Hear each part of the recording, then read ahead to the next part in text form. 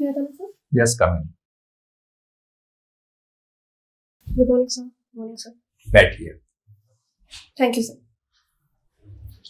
आप अपना brief introduction दें. नाम नहीं बताएं अपना. Yes, sir.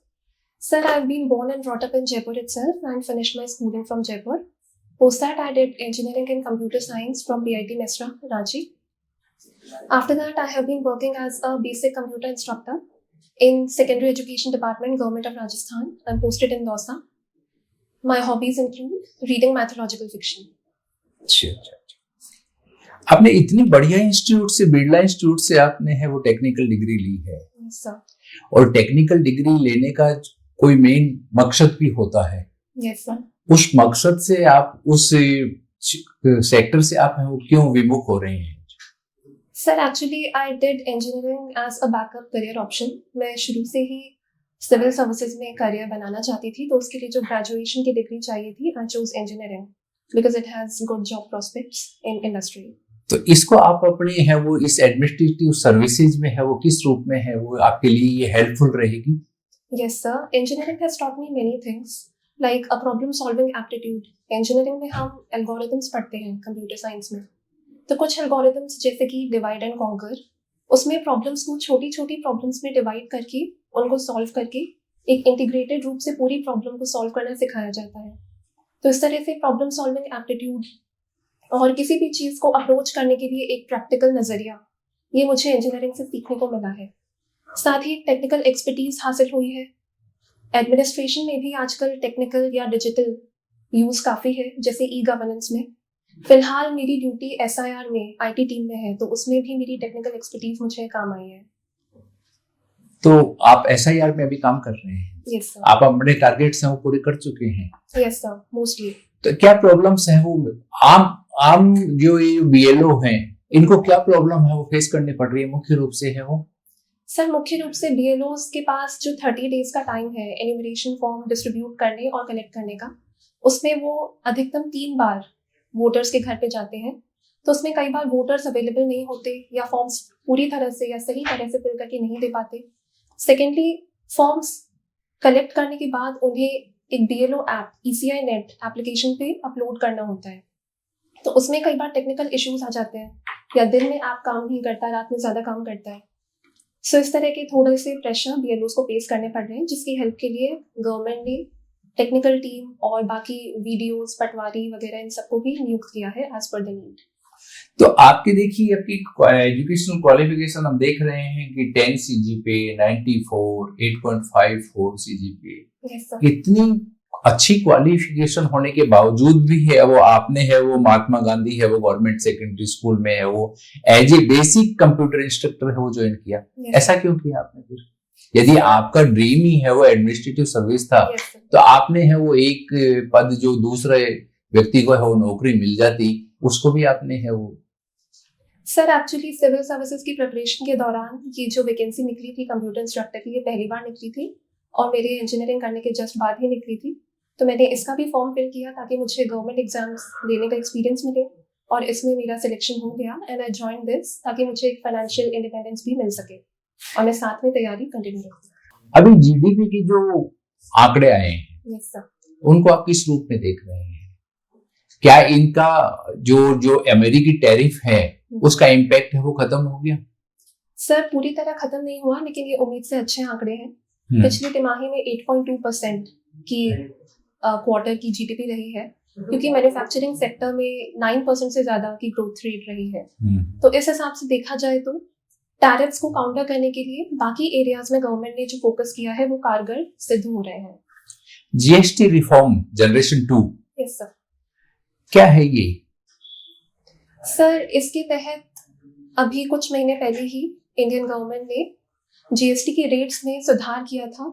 18% और 12% की मेन रेट्स रखी हैं और 40% का GST सिन गुड्स या लग्जूरियस आइटम्स पे लगाया गया है, जो कि तादाद में कम है. तो इस तरह से GST जैसे कि स्टेशनरी आइटम्स पे पहले थोड़ा बहुत लगता था, अब 0% हो चुका है. मेडिसिन पे, हेल्थ इंश्योरेंस पे कम हो चुका है. तो इस तरह से आम जनता के पास कंजम्पशन के लिए ज्यादा मौका है, वो ज्यादा स्पेंड कर सकते हैं और इससे देश की GDP में ज्यादा बढ़ोतरी देखने मिल सकती है. बैंकों का मर्जर के ऊपर है वो गवर्नमेंट है वो सीरियसली सोच रही है यस सर। और 3 बड़े बैंक है वो बनाने की बात चल रही है। Yes sir. ऐसा क्यों कर रही है? पहले तो बैंकों का है वो नेशनलाइजेशन किया, काफी बैंक है जो एक बार 14 बैंकों का नेशनलाइजेशन किया, एक बार 6 बैंकों का नेशनलाइजेशन किया। अब नेशनलाइजेशन करने के पश्चात जो कुछ बैंकों का है वो विलय किया जा रहा है, ऐसा क्यों है? क्या कारण है?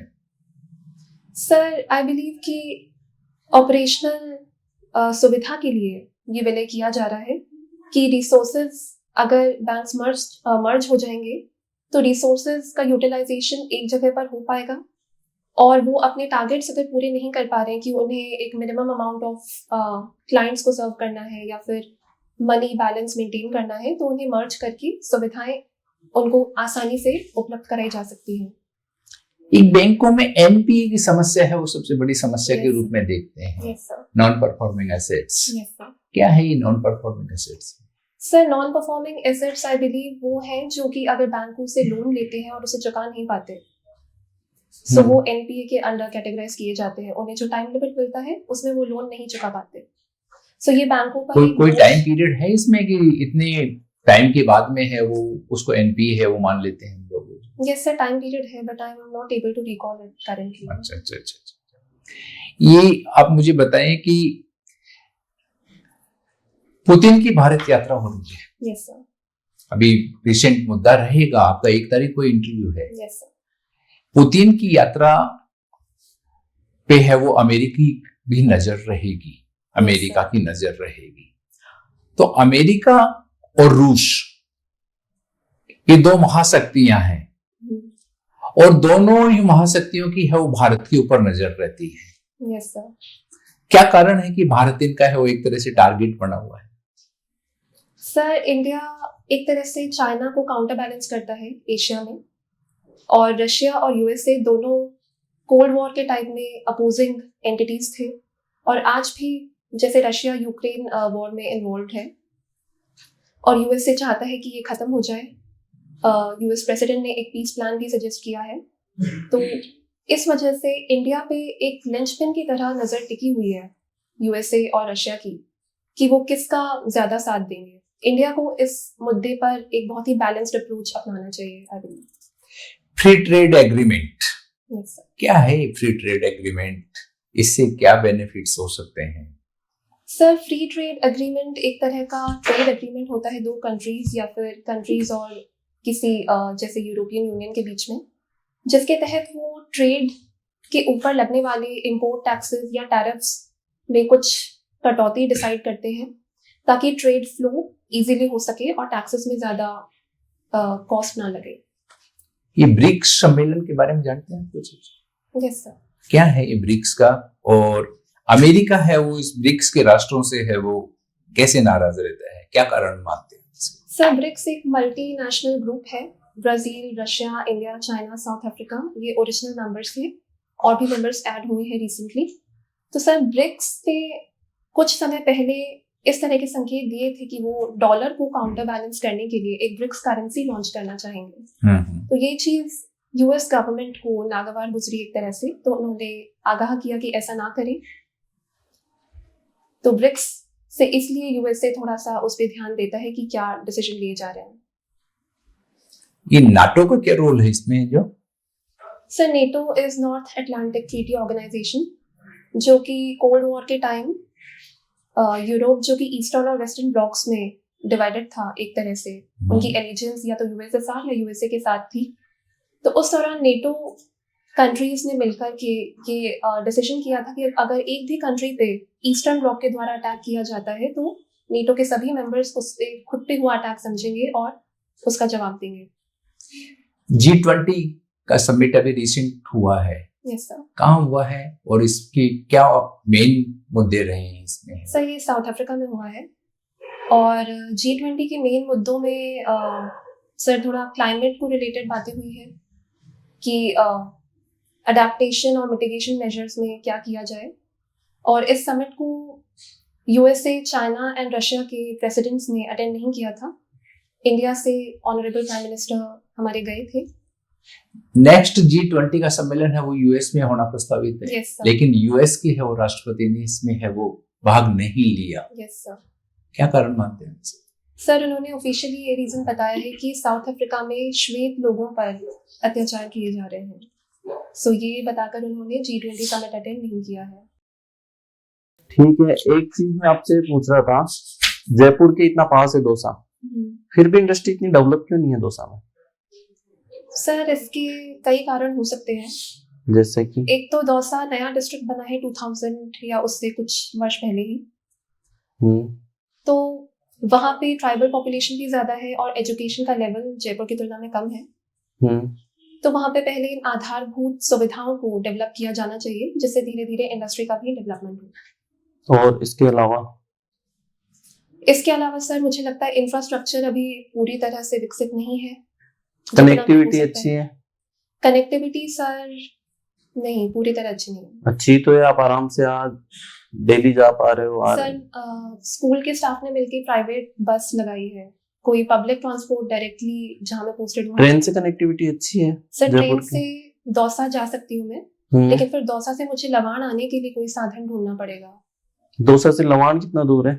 Around 30 kilometres. ठीक है। एक दौसा में जातिवाद की राजनीति ज्यादा सक्रिय है क्या? यस सर, ऐसा देखने में मिलता है कि कास्ट बेस्ड पॉलिटिक्स है वहाँ पे। ओवरऑल पूरे राजस्थान से वहाँ पे आपको लगता है ज्यादा है? सर ऐसा मुझे नोटिस तो नहीं हुआ है, लेकिन इतना ज्यादा मुझे नोटिस नहीं हुआ। ओके। क्वांटम कंप्यूटिंग और ट्रेडिशनल कंप्यूटिंग में क्या डिफरेंस है? सर ट्रेडिशनल कंप्यूटिंग में डेटा स्टोरेज या किसी भी काम के लिए बिट्स का यूज होता है, जो एक तरह से एक डिजिटल सर्किट है जिसकी वैल्यू 0 या 1 इन दोनों में से कोई एक ही हो सकती है। क्वांटम कंप्यूटिंग में qubits are the basic units. Qubits की वैल्यू 0 या 1 इसमें से बाइनरी रूप से कोई एक ना होके दोनों हो सकती है। ओके। और क्वांटम सुपरमेसी क्या है? क्वांटम सुप्रीमेसी, हाँ sir. Sir quantum supremacy I believe is that कि अगर क्वांटम कंप्यूटिंग को ज्यादा बढ़ावा मिलता है, qubits based computer systems develop होते हैं, तो हम कई प्रॉब्लम्स को, कई कंप्यूटेशंस को जो नॉर्मल डिजिटल कंप्यूटर्स नहीं कर पाते, उसे आसानी से कर लेंगे, जैसे क्रिप्टोग्राफी बेस्ड प्रॉब्लम्स या फिर बहुत ज्यादा बड़ी कैलकुलेशंस।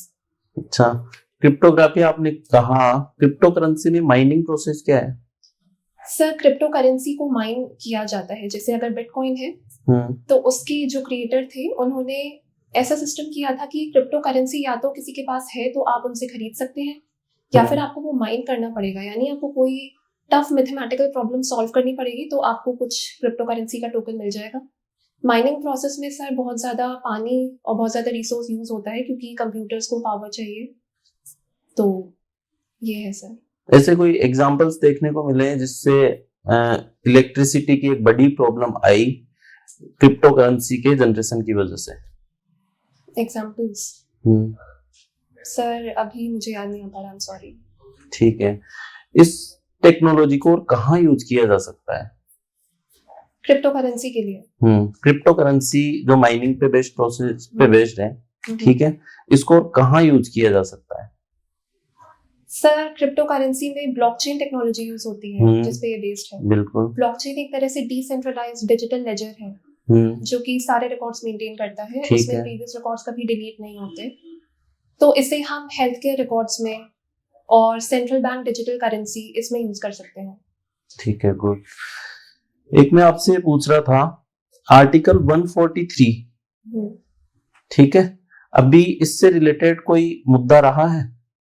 यस सर, रहा है। क्या? सॉरी सर, अभी ढंग से याद नहीं हो पा रहा है। गवर्नर से रिलेटेड मुद्दा कुछ याद आ रहा है? Yes sir, yes sir. क्या था? Sir Tamil Nadu versus the high court, इस केस में ये डिसीजन दिया गया था कि गवर्नर्स के पास जो राइट है to keep the bill pending for unlimited period of time, इस पे हाई कोर्ट ने निर्देश दिए थे कि एक टाइम पीरियड लगाया जाना चाहिए। उसके बाद आर्टिकल 143 का यूज करके एक ऑनरेबल प्रेसिडेंट मैम ने सुप्रीम कोर्ट से राय मांगी थी कि क्या कोर्ट कोई टाइम लिमिट इम्पोज कर सकते हैं गवर्नर्स पे। तो उसका हाल ही में डिसीजन आया है और सुप्रीम कोर्ट की 3 जजेस बेंच ने ये निर्णय दिया है। 3 जजेस बेंच? सर आई इस तरह की एडवाइस के लिए 3 जजेस बेंच हो सकती है। Sir I am not constitutional bench होती है इसके लिए। Okay sir. कितने जजेस की बेंच होती है कॉन्स्टिट्यूशनल में? 5 जजेस बेंच। हाँ, अब बताइए। Yes sir. तो एक कॉन्स्टिट्यूशनल बेंच ने ये निर्णय दिया है कि according to the constitution of India judiciary ऐसी टाइम लिमिट इम्पोज नहीं कर सकती। ओके, इससे पहले 142 का पता है आपको? आर्टिकल 142, इसके लिए जो पूर्व उपराष्ट्रपति है उन्होंने कहा था कि एक न्यूक्लियर बैलिस्टिक मिसाइल है। ओके आप कहां तक सहमत है इससे? Sir nuclear ballistic missile I mean किस सेंस में कहा था? आई am not aware of that. कि सुप्रीम कोर्ट एक तरीके से मिसयूज कर रहा है इसका, इसी वे में कहा। 142 पता है ना आपको? Sir if you could give a hint. पूर्ण न्याय या कंप्लीट जस्टिस का कुछ सुना है आपने? Sorry sir I am unable to recall now. ठीक है, 143 में जो एडवाइस दी जाती है सुप्रीम कोर्ट की तरफ से, वो कंपलसरी है? No sir. जरूरी नहीं है सुप्रीम कोर्ट दे, ऐसा मना भी कर सकता है? Yes sir. अच्छा, किन मैटर्स में मना कर सकता है और कभी मना किया है सुप्रीम कोर्ट ने? Sir I am not aware of the history. ठीक है, एक मैं आपसे पूछ रहा था, इंडिया और अफगानिस्तान के रिलेशंस की वर्तमान सिचुएशन क्या है? सर इंडिया और अफगानिस्तान वर्तमान में कोलैबोरेशन और सहभागिता पे ज़्यादा जोर दे रहे हैं। जैसे इंडिया और अफगानिस्तान ट्रेड पे ज़्यादा बात कर रहे हैं और डिफेंस पे भी बात कर रहे हैं। ठीक है, और वाखान कॉरिडोर को भी दोबारा स्टार्ट करने के बारे में बात कर रहे हैं। अच्छा, अफगानिस्तान के कोई मिनिस्टर या वो हैं जिन्होंने विजिट की थी इंडिया की? Yes sir I think. उनमें कुछ सहमति बनी थी? Sorry sir I am not able to. आपको क्या लगता है, भारत को अफगानिस्तान की इतनी जरूरत पड़ गई कि भारत वापस अफगानिस्तान की तरफ बढ़ रहा है, जबकि पहले ये था कि वहां पे तो एक आतंकवादी संगठन का शासन है जो स्त्रियों की शिक्षा के विरुद्ध है। फिर भारत को कहाँ जरूरत पड़ गई ऐसे संगठन के साथ डील करने की? सर अफगानिस्तान भारत और पाकिस्तान दोनों का पड़ोसी देश है, इसीलिए पाकिस्तान के द्वारा स्पॉन्सर्ड टेररिज्म की वजह से जो पहलगाम टेरर अटैक हुआ था उसे काउंटरएक्ट करने के लिए और ट्रेड कॉरिडोर का रास्ता लेने के लिए भारत को अफगानिस्तान की जरूरत पड़ी है। तो वहां तो एक आतंकवादी संगठन का शासन है मैम, हम तो आतंकवाद के बिल्कुल खिलाफ है। Yes sir. फिर कहाँ ये सही है? क्या आपको सही लगता है ऐसा करना? सर इंडिया एक बैलेंस्ड वे में इसे अप्रोच कर रहा है कि अपने इकोनॉमिकल और फॉरेन पॉलिसी रिलेटेड कंसर्न्स को अपने लिए जो ज्यादा सही हो सकता है उस बेसिस पे डिसाइड किया जा रहा है। और अफगानिस्तान की इंटरनल पॉलिटिक्स में जो चल रहा है वो उनकी संप्रभुता है। अच्छा। और इंडिया उसमें कोई दखल नहीं दे रहा है, वो केवल ट्रेड और डिफेंस के पर्पस से बात कर रहा है। क्वाड का नाम आपने सुना है? Yes sir. I2U2 का भी नाम सुना होगा? Yes sir. ठीक है, ये तो हुए एक साइड के संगठन। एक तरफ हम ब्रिक्स में भी हैं और ये जस्ट अपोजिट हो गए, क्योंकि अमेरिका ब्रिक्स का तो विरोध करता है जबकि क्वाड और I2 में उसकी भागीदारी है। तो आपको क्या लगता है, जब अमेरिका बिल्कुल दूर जाता जा रहा है तो इन दोनों संगठनों की प्रासंगिकता पर एक सवालिया निशान है? सर आई डोंट बिलीव कि अभी कोई सवालिया निशान है, बिकॉज ये एक मल्टीपोलर वर्ल्ड है जहाँ पे सभी देशों को अपने पर्टिकुलर इंटरेस्ट को ध्यान में रखते हुए एक बैलेंस्ड फॉरेन पॉलिसी बनाए रखनी है। उसके हिसाब से इंडिया को सभी कंट्रीज के साथ एक प्रोफेशनल और डिप्लोमेटिक रिलेशनशिप मेंटेन करनी है। सो यूएसए के साथ जो भी ट्रेड एग्रीमेंट्स पे सिग्नेचर होने वाले हैं उसके जरिए रिलेशनशिप मेंटेन की जा सकती है। क्वाड और I2U2 भी है और ब्रिक्स का अपना अलग महत्व है जो कि एशिया को एज अ पावर उभरने में एक साथ आके ये कंट्रीज कर सके और बाकी जो ग्लोबल साउथ कहा जाता है उसके डेवलपमेंट में हेल्प कर सके, ये काम कर रहे हैं। तो भारत को एक साथ ही ग्लोबल साउथ की भी जरूरत है और ग्लोबल नॉर्थ के साथ भी अपने इंटरेस्ट को अलाइन रखते हुए काम करना। कैसे? ग्लोबल साउथ के पक्ष में कोई 4 बातें बताइए और ग्लोबल नॉर्थ के बारे में कोई 4 बातें बताइए कि हमें दोनों की जरूरत ओके सर।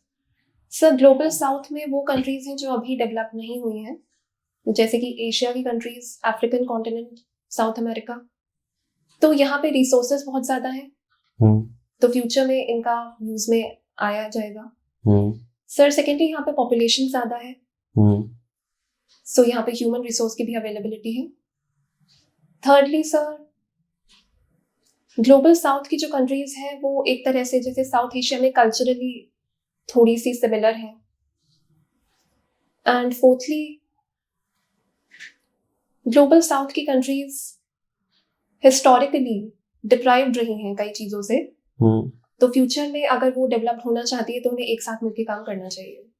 और सर एक और पॉइंट मुझे याद आ रहा है कि क्लाइमेट चेंज के जो भी परिणाम होंगे उससे निपटने के लिए ग्लोबल साउथ की कंट्रीज को टेक्नोलॉजिकल असिस्टेंस और फंड्स की जरूरत होगी। यूएन में सदस्यता के लिए हेल्प नहीं करेंगे? यस सर, ये भी हेल्प करूँगा। ठीक है। और global north? Sir global north already developed है, तो उनके पास फर्स्टली टेक्नोलॉजिकल एक्सपर्टीज है, ठीक है, सेकेंडली फंड्स हैं, थर्डली वो हेल्प कर सकते हैं क्लाइमेट चेंज में ग्लोबल फंड्स देके। एंड सर अभी जो भी चीज़ें चल रही हैं दुनिया में related to any emerging technologies, उसमें भी वो हेल्प कर सकते हैं। जैसे कि नासा की हेल्प लेके एस्ट्रोनॉट शुभांशु शुक्ला स्पेस में गए थे, और वो अब गगनयान मिशन के जरिए इंडिया में अपनी लर्निंग्स को अप्लाई करेंगे। आपने फंडिंग के लिए कहा, क्लाइमेट फंडिंग, अमेरिका तो साफ मना करता है कि हम यस सर, अभी मना कर रहे हैं। फिर वो कहाँ से हेल्प करेंगे? सर बाकी कंट्रीज हैं जो कि अभी इसमें शामिल हैं, और कोशिशें जारी हैं कि सभी कंट्रीज साथ में आके इसके लिए फंड बनाएं। Okay sir. आप टेक्नोक्रेट साची अच्छा जानती हैं, टेक्निकल एक्सपर्टीज है आपके पास में। Okay sir. आपने बीटेक करा है। Yes sir. आप अभी बताएं कि स्पेस टेक्नोलॉजी जो चल रही है उसके अंदर जो है वो नए नए नवाचार करे जा रहे हैं, जिसमें बहुत सारे ऐसे जो युवा वैज्ञानिक हैं उन्होंने कौन से पिछले 3 वर्षों के अंदर नवाचार करे, जिसकी वजह से स्पेस में जो है भारत जो है बहुत अच्छा कर रहा है। और हाल ही के दिनों के अंदर स्पेस जो सेक्टर है उसके अंदर जो है वो निजी कंपनियों को भी उसके बारे में कुछ। सर निजी कंपनीज जैसे कि कुछ स्टार्टअप्स हैं, स्काई रूट करके, उन्होंने विक्रम के बारे में जानना चाह रहा था, इसकी मॉडल्स ऑपरेंडी क्या है और इस सर्विस सेक्टर के अंदर कितना बेहतर कर सकती है। ओके सर, इन्होंने रिसेंटली विक्रम-1 एक रॉकेट बनाया है। एक प्राइवेट कंपनी ने रॉकेट बनाया है, ये इंडिया की फर्स्ट कंपनी है जिन्होंने ये काम किया है। ठीक है। तो सर इस सेक्टर में अभी बहुत ज्यादा असीम संभावनाएं हैं, और भी कंपनीज आके इसमें कंट्रीब्यूट कर सकती हैं। और इंडियन स्पेस सेक्टर ने प्राइवेटाइजेशन के लिए कई आर्म्स भी अपनी खोली हैं। इसरो के अलावा NSIL है। भारत स्पेस स्टेशन कब तक बना देगा? 2040। ठीक है। आप ये बताएं कि अभी राजस्थान सरकार के अंदर आप अभी बड़ी पहले से जो है नियुक्त है, आप ये बताएं साथ ही राजस्थान सरकार के द्वारा विभिन्न विभागों के अंदर सॉफ्टवेयर टेक्नोलॉजी और कह सकते हैं कि सूचना प्रौद्योगिकी में बहुत सारा अच्छा काम हुआ है। Yes sir. आप किस नजरिए से देखती हैं और कौन कौन से सुधार अभी करने बाकी है? सर मुझे लगता है कि ई गवर्नेंस और डिजिटलाइजेशन के मामले में राजस्थान एक बहुत अच्छी पोजीशन पे है। जैसे कि राजस्थान इंडिया का एक तरह से पहला स्टेट था जिसने ऑनलाइन जनसंपर्क पोर्टल की शुरुआत की थी। इस नवाचार को फिर गवर्नमेंट ऑफ इंडिया ने भी अपनाया। आप सुबह जब स्कूल जाती हैं तो कौन कौन सी चीजें अपने मोबाइल के थ्रू करते हैं जिसकी वजह से आपकी अटेंडेंस भी लगती है, और उसके अलावा शाला पोर्टल पे भी बहुत सारी चीजें करते हैं? अटेंडेंस भी लगती है। हाँ सर, उसके लिए एक टीचर्स ऐप है जिसमें टीचर्स जाके अपनी अटेंडेंस मार्क कर सकते हैं और स्टूडेंट्स की भी मार्क कर सकते हैं। इसके अलावा sir I am not able to recall now. ठीक है। आप ही बताएं कि जैसे 2 साल का प्रोविजन होता है, उसके अंदर आपको कितनी लीव आप ले सकती हैं और कौन कौन सी चीजें हैं जो एक परमानेंट स्थायी जो नियुक्ता होता है उससे अलग करती है? प्रोविजनल बताएं सर। प्रोबेशनल ट्रेनीज को 15 CL एक साल में अलाउड होती है। ठीक है। उसके अलावा पूरे प्रोबेशन पीरियड में अप टू 90 डेज की विदाउट पे लीव ले सकते हैं। 29 डेज से ज्यादा की विदाउट पे लीव लेने पे जितने भी दिन की विदाउट पे लीव ली है वो प्रोबेशन पीरियड में ऐड हो जाते हैं, तो 2 साल से ज्यादा का प्रोबेशन पीरियड हो जाता है। ठीक है। इसके अलावा कोई विशेष परिस्थिति के अंदर कोई अवकाश? सर मेडिकल लीव्स अलाउड नहीं है। ठीक है, चलिए आप ये बताएं कि एक विश्वकर्मा योजना चलाई जा रही है असंगठित क्षेत्र के अंदर, जिसके अंदर 18 प्रकार की कैटेगरीज बनाई गई है, जिसमें राजस्थान सरकार कुछ आर्थिक सहायता उपलब्ध करवा रही है। तो जानती इसके बारे में? सर पीएम विश्वकर्मा योजना। हाँ। तो गिग वर्कर्स को या फिर जो कि ऐसे स्पेसिफाइड करें, उन्होंने 18 सेक्टर है, 18 सेक्टर्स, उसके अंदर कितना मानदेय दिया जाएगा, कुछ है जानकारी इसके बारे में? सॉरी सर चलिए एग्जैक्टली आप महिला भी जो है वो कंटेस्टेंट है, आप ही बताएं। एक चीज है कि हमारी बेटी योजना, आपकी बेटी योजना जिसको कहते हैं, इसमें आर्थिक रूप से जो निर्धन परिवार है उनको सरकार की तरफ से कितना आर्थिक धन जो है उपलब्ध कराया जाता है, जिसकी वजह से अपनी वो शिक्षा पूरी कर सकते हैं? आपकी बेटी योजना। Sir I am not aware of the exact data. चलिए ठीक है। Sorry sir. राजस्थान सरकार के अंदर ऐसी फ्लैगशिप योजनाओं के बारे में बताएं, जिससे विशेषकर 4 जो महिलाओं को समर्पित है। महिलाओं को समर्पित है। सर फ्लैगशिप योजना है तो जी, एक तो सामान्य योजनाएं होती हैं और एक फ्लैगशिप होती है, दोनों में अंतर भी बता दीजिए। Yes sir. Sir flagship schemes वो योजनाएं हैं जिन्हें एक मिशन मोड में लागू किया जाएगा और जिनकी एक तरह से डेली मॉनिटरिंग की जाएगी कि उनका लाभ लाभार्थियों तक पहुंच रहा है या नहीं पहुंच रहा है। राइजिंग राजस्थान के अंदर कौन कौन से एमओयूज हुए थे, कोई जानकारी है क्या उसके बारे में? पिछले साल हुआ था ना? यस सर, 9 to 11 दिसंबर 2024 को राइजिंग राजस्थान समिट हुई थी। तो आईटी सेक्टर में राजस्थान को क्या क्या मिला और कहाँ पे इसके बड़े निवेश करे जा रहे हैं? सर बड़े निवेश ऊर्जा क्षेत्र में किए गए हैं, सबसे ज्यादा निवेश यहीं पे हुआ है और आईटी सेक्टर में भी निवेश हुआ है। सेल्स के बारे में बताएं कुछ, आईटी सेक्टर से सबसे ज्यादा काम नहीं हो रहा है? Yes sir. बताएं कुछ। सर स्पेशल इकोनॉमिक जोन्स हैं जहाँ पे सारी सुविधाएं एक जगह उपलब्ध है और टैक्सेशन वगैरह में थोड़ी रियायत है। कितना होता है taxation? Sir I am not अगर राजस्थान के अंदर उसका प्रोडक्शन हो रहा है, अगर सेवाएं अगर अपन दे रहे हैं किसी को, तो राजस्थान सरकार कितना उनके रिबेट देती है, कुछ है क्या इसके बारे में? Sir I am not aware of the exact data. चलिए कोई बात नहीं। आपने इन्फोसिस के जो फाउंडर हैं नारायण मूर्ति, काम के बारे में उन्हें 9-5-5-1 का एक फॉर्मूला दिया है, ओके बताएं। 9-5-5-1 सर 9 आवर्स।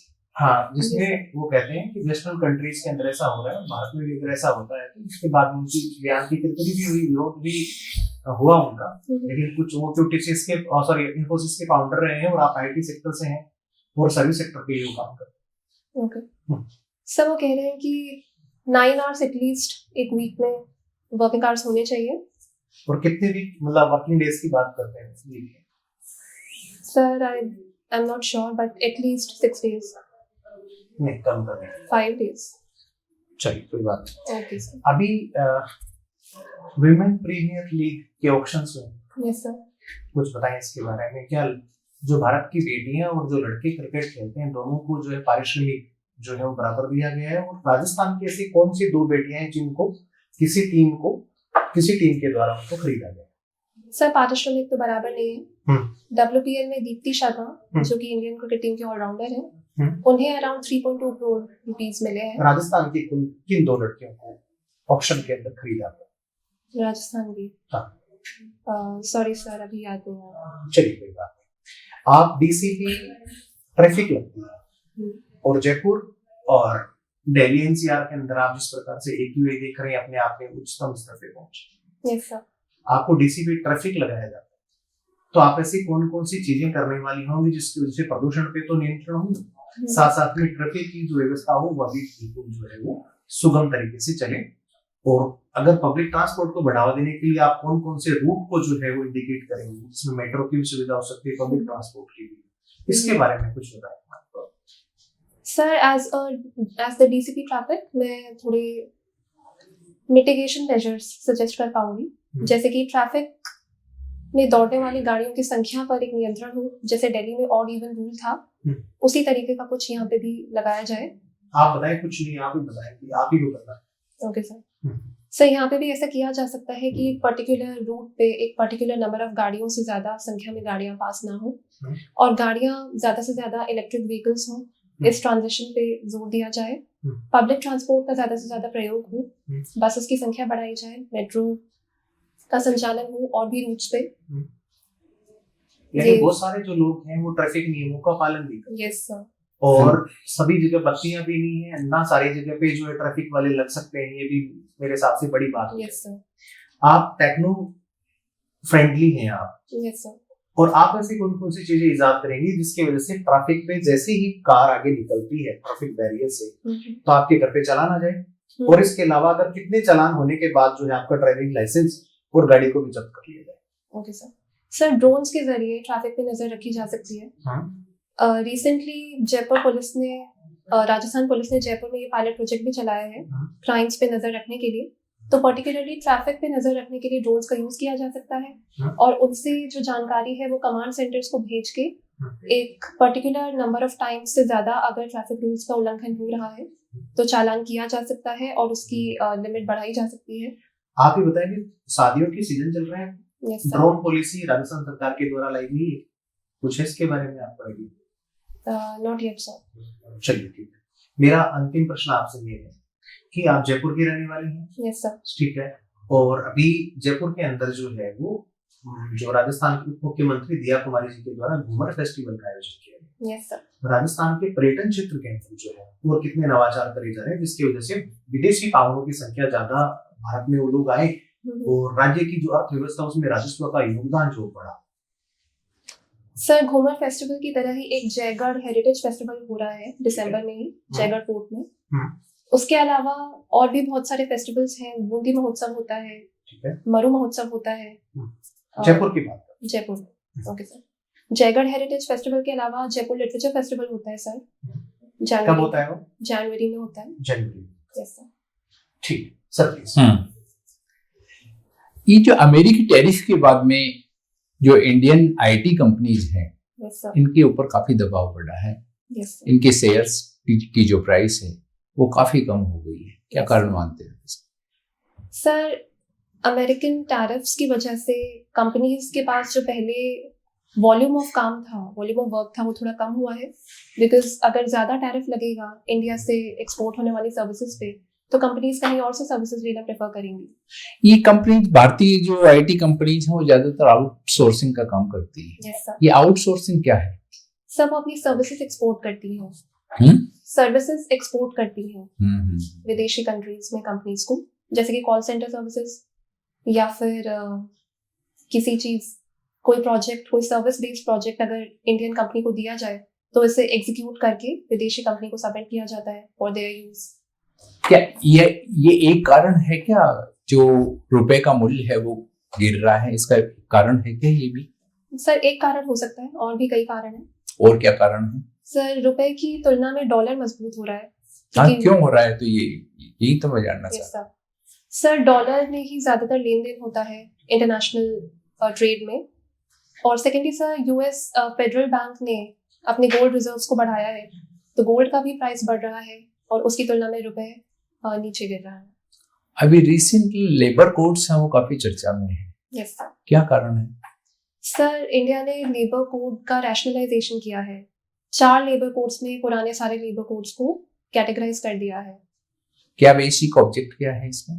बेसिक ऑब्जेक्टिव है कि इनको अप्लाई करने में सुगमता हो, सरलता हो, और इसमें काफी प्रावधान ऐसे जोड़े हैं कि गिग वर्कर्स को भी इसका फायदा मिले, उन्हें इंश्योरेंस मिले, महिलाओं को क्रैच की सुविधा मिले।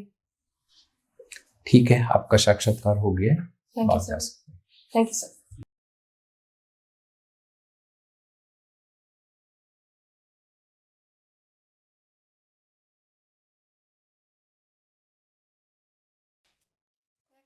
हाँ, यस कम। बैठिए। Thank you sir. विदीप्ता। जी सर। इस नाम का भी कुछ मतलब होता है कुछ? जी सर। क्या होता है? दिव्य ज्योति। दिव्य ज्योति। ज्योति। दिव्य ज्योति जैसा नाम, आपका क्वालिफिकेशन उसी के अनुरूप है आप। Thank you sir. बहुत अच्छा इंटरव्यू है। और मॉक दिए थे आपने पहले? सर एक ही दिया है। यही दिया है? एक दिया है पहले? दिया था। उससे कुछ डिफरेंस लगा इस मॉक में? Yes sir. लगा? Yes sir. क्या लगा? सर डिफरेंस ये लगा कि ज्यादा डेप्थ में क्वेश्चंस पूछे गए यहाँ पे और ये ज्यादा लंबा चला है, हम्म। सो ग्रिलिंग की पॉसिबिलिटीज ज्यादा थी यहाँ पे। आप जैसे अभी बात कर रहे हैं हमसे, जी। और जब इंटरव्यू देने के दौरान बात कर रही थी, उसमें कुछ डिफरेंस महसूस कर रहे हैं आप? Yes sir. क्या डिफरेंस लग रहा है आपको? सर मैं अभी ज्यादा स्माइल कर रही हूँ और उस टाइम में नहीं कर रही थी, मैं फॉर्मली बात कर रही थी। क्यों स्माइल क्यों नहीं कर रहे थे उस वक्त आप? सर आपको लगता है कि मुझे स्माइल करना चाहिए था उस वक्त?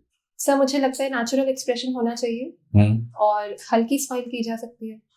तो आप में तो कोई कमी है ही नहीं है, जो सब आपने क्वेश्चंस का जवाब अच्छे दिए हैं, बहुत अच्छे क्वेश्चंस के जवाब दिए हैं आपने हैं वो, और फिर भी आपके चेहरे पे स्माइल नहीं आई, तो इसका मतलब हम ये सोच रहे थे कि आपका कॉन्फिडेंस नहीं बढ़ रहा। नहीं सर, कॉन्फिडेंस पढ़ते ही रह गए, लाइफ में पढ़ते ही रह गए इमोशंस। और तो ये जो चेहरे की जो स्माइल है, ये और रखे तो मैं आपको बता रहा हूँ कि आपके 5 मार्क्स तो उसके बढ़ जाएंगे। Okay sir, I will keep that in mind. तो ये कि बिल्कुल जैसे बिल्कुल सीरियस हो गए थे आप, जो बिल्कुल वो सीरियसनेस उस वक्त नहीं। Okay sir. वो भी आपको कह सकते हैं कि आप इजी होइए, आप पानी पीजिए, इस तरह के ऑफर करते हैं वो लोग जो आपके। तो इस तरह की सीरियस होने की आवश्यकता बिल्कुल भी नहीं है। देखिए आपकी एजुकेशनल क्वालिफिकेशन इतनी साउंड है कि इनको नहीं नकारा जा सकता। फिर आपसे हमने बात की, आपने हर क्वेश्चन का जवाब दिया, आपने बताया कि मैंने भी बीएलओ के रूप में काम किया। यदि ये वहां पे बता देते हैं तो काफी हद तक है जो बीएलओ पे भी आपका है वो काफी जा सकता है। Sir not as a BLO but in IT team, BLO की हेल्प के लिए। हाँ जैसे मैं बता रहा हूँ कि बीएलओ के साथ उसको ही असिस्ट किया है ना आपने एक तरह से। ये बता भी देना आप, तो ये बताना, ये कहीं कहीं है जो बताना आप है जो। Yes sir. और ये बताना कि जितना हवा बना रखी है इसकी उतना नहीं है। पेपरबाजी है वो इसमें ज्यादा हुई है, प्रिंट मीडिया ने है वो इस मैटर को बहुत लंबा चौड़ा है वो जनसाधारण के सामने है वो दिखाया है। तो इसकी है जो गवर्नमेंट जो स्कीम्स है उनको आपको फेवर ही करना है। Yes sir. उसमें आपके अगेंस्ट या उसमें कोई सजेशन से वो बहुत बड़ी जाने की जरूरत नहीं है। तो मुझे तो नहीं लगता कि ये जो आपके इंटरव्यू में है वो किसी रूप में कोई कमी रही है। ओके अच्छे मार्क्स आने चाहिए। सर मुझे ऐसे लगा कि कुछ क्वेश्चंस के आंसर्स मुझे नहीं पता थे। तो नहीं, कुछ तो देखिए 100% किसी को भी नहीं आता है। yes, ये 100% सत्य है, ये चीज है वो कि सब चीजें सबको नहीं आती। yes, लेकिन जो नहीं आती हैं उनके लिए पहली इंस्टेंस में मना कर दें हम तो उस सब्जेक्ट को छोड़ ही देते हैं। अगर ठीक है चलिए फिर दूसरी तरफ चलते हैं, वो अच्छी बात है। जैसे लगातार मान लीजिए 3 क्वेश्चन के जवाब आपने नहीं दिए, तो यदि चौथा क्वेश्चन आपने है वो बहुत अच्छी तरीके से है जो डिफाइन कर दिया तो वो 3 क्वेश्चन भूल जाएंगे। क्योंकि जो आपने जो नहीं बताए थे ना वो खत्म हो जाएंगे, क्योंकि वो चौथे क्वेश्चन पे ही आ जाएंगे आपके। इसलिए मुझे तो आपका इंटरव्यू है वो बहुत अच्छा लगा। एक इंट्रोडक्शन हिंदी में ही रख सकते हो आप उसे।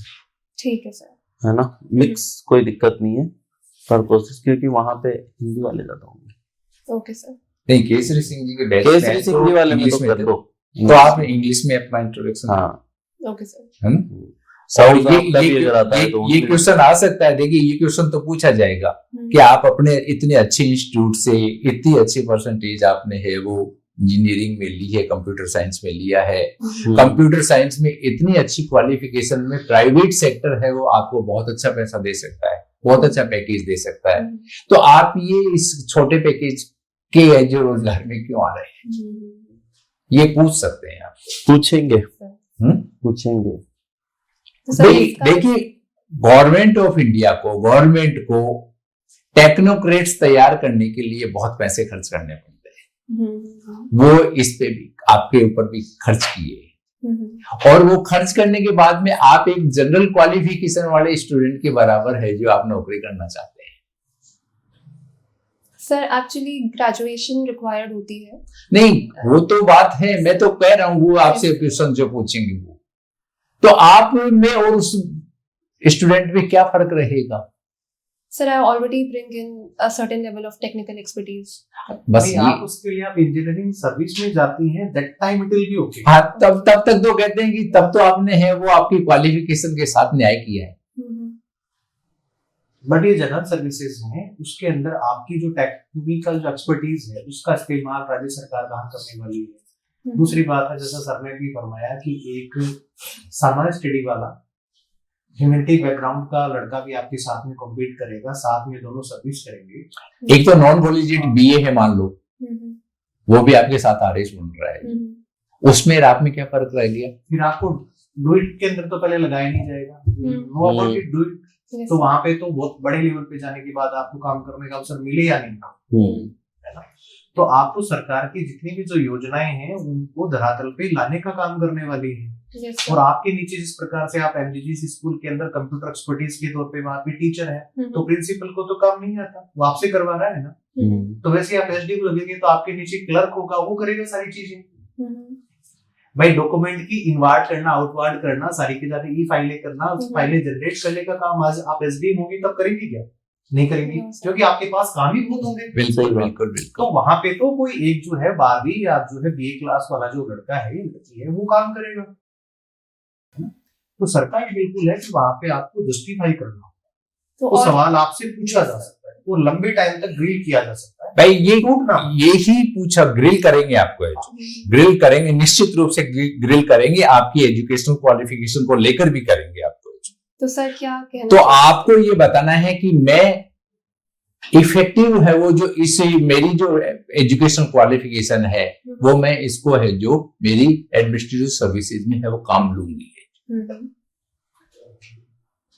वो मैं अभी उसकी एक तरह से पहले से ही हैबिचुअल हूं मैं, यानी कि उसके आपको है वो पॉजिटिव पॉइंट्स एस्पेक्ट्स है वो आपको रखने हैं। जैसे आप मतलब यू आर एबल टू मैं एक आप पोर्टल बना सकती हैं, कुछ ऐप बना सकती हैं, जैसे अभी गिरदावरी चल रही है, तहसील स्तर के अंदर खतौनी वाला कार्यक्रम चल रहा है, जिसके अंदर सारे जो काश्तकार हैं उनकी जो है वो खाता धारक हैं, उनकी जमाबंदी फैच करी जा रही है, वहां पे आप अपनी इनपुट्स दे रही हैं, क्योंकि वहां पर अगर तहसीलदार लगते हैं, एसडीएम लगते हैं, तो वो आपका काम होगा, तो वहां पे आप चीजें इन्फ्लुएंस कर सकते हैं। तो दीज आर द थिंग्स है ना। बाकी सब अच्छा है, ओवरऑल अच्छा है, ऑल द बेस्ट। बहुत अच्छा है, बहुत अच्छा है। ठीक है, good luck. Thank you sir, thank you sir.